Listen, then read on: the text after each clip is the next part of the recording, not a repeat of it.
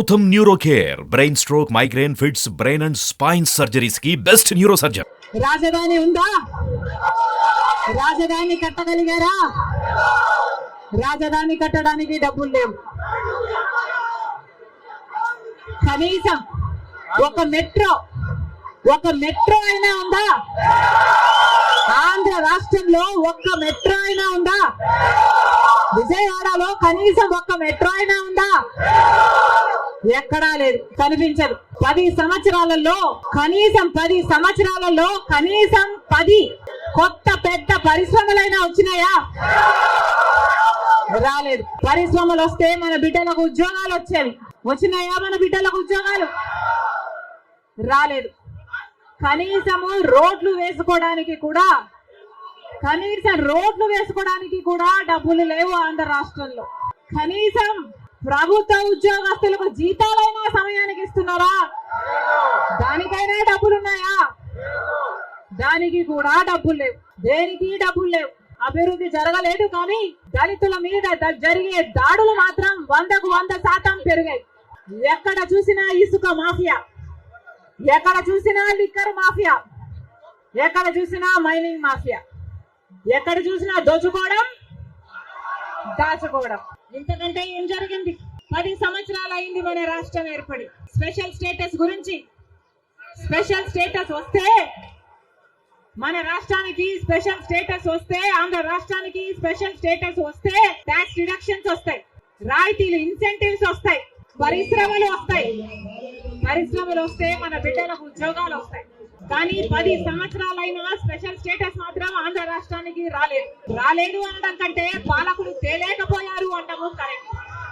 ఉత్తరాఖండ్ లో special status వస్తే 2000 కోట్ల పరిశ్రమల స్థాపన జరిగింది.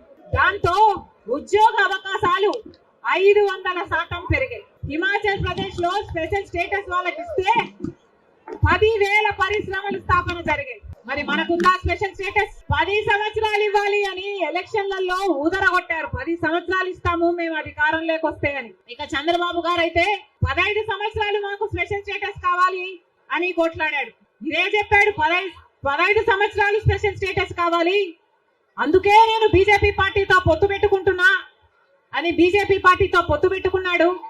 వాళ్ళ మంత్రివర్గంలో కేంద్ర మంత్రులు కూడా అయ్యారు టీడీపీ నాయకులు. ముఖ్యమంత్రి అయిన తర్వాత స్పెషల్ స్టేటస్ కోసం చంద్రబాబు గారు ఎప్పుడైనా ఒక్కటైనా నిజమైన ఉద్యమం చేశారా అంటే చేయలేదు. చేయకపోక ఉద్యమం చేసే వాళ్ళ మీద కేసులు పెట్టారు, వాళ్ళను జైల్లో కూడా పెట్టాడు చంద్రబాబు గారు. ఆ సమయంలో ప్రతిపక్ష నాయకుడు జగన్ రెడ్డి గారు ప్రతిపక్ష నాయకుడుగా ఉన్నంత కాలం స్పెషల్ స్టేటస్ మనకు రావాలి అని ప్రతిరోజు కొట్లాడాడు. నిరాహార దీక్షలు కూడా చేశారు. ప్రతిపక్షంలో ఉండగా అవిశ్వాస తీర్మానం, ప్రతిపక్షంలో ఉండగా ఏమా ప్రభుత్వం వాళ్ళు ఎవరైనా ఉన్నారు ఇక్కడ?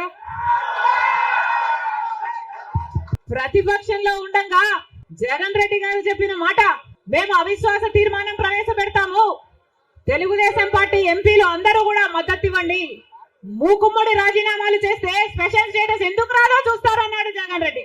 ఆఖరి జగన్ రెడ్డి గారు ముఖ్యమంత్రి అయిన తర్వాత ఒక్కటైనా నిజమైన ఉద్యమం చేశాడా స్పెషల్ స్టేటస్ కోసం? స్వలాభం కోసం రాష్ట్ర ప్రయోజనాలను తాకట్టు పెట్టింది వైసీపీ. ఈ రోజు మనకు స్పెషల్ స్టేటస్ లేదు కదా, కనీసం ఒక ప్యాకేజ్ కూడా లేదు. ఉన్న ప్రభుత్వమైనా ప్రతిపక్షమైనా ఒక్కటంటే ఒక్క నిజమైన ఉద్యమం చేసింది లేదు. ఈ రోజు మనకు స్పెషల్ స్టేటస్ లేదు అంటే ఆ పాపం ముమ్మాటికి చంద్రబాబు గారిది, ముమ్మాటికి జగన్ రెడ్డి గారిది.